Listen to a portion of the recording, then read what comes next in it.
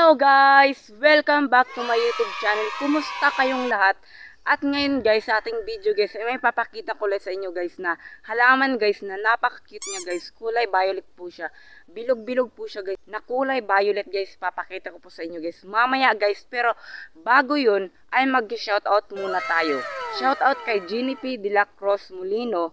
Shoutout kay Winnie Yap Santos. Shoutout din po kay Francis Badistin Gonzales, shoutout po kay Alona Tulin Villamartin, and shoutout po kay Princess Kadoy Kaiser. So, kung gusto nyo ma-shoutout sa next video, comment down below sa comment section para ma-shoutout kayo sa sunod na video. So, punta na natin guys ang point ng ating video ngayon guys. So, ito guys, papakita ko sa inyo guys ito.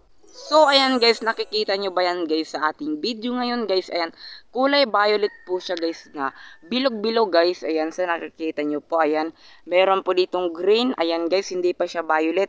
And meron din dito na violet na guys na, ewan ko kung nakakain ito, comment down below sa nakikita nito. And kung nakakain ba ito, ayan. Ayan yung kanyang mga dahon guys, ayan, papakita ko sa inyo ha. Ayan yung kanyang mga dahon, tapos, ayan guys, mga maliliit pa yun guys, ayan maliliit pa sila. Tapos ito na guys yung green. Tapos ayan na guys yung parang hinog na siya guys, ayan. Meron din dito guys, papakita ko sa inyo guys ha.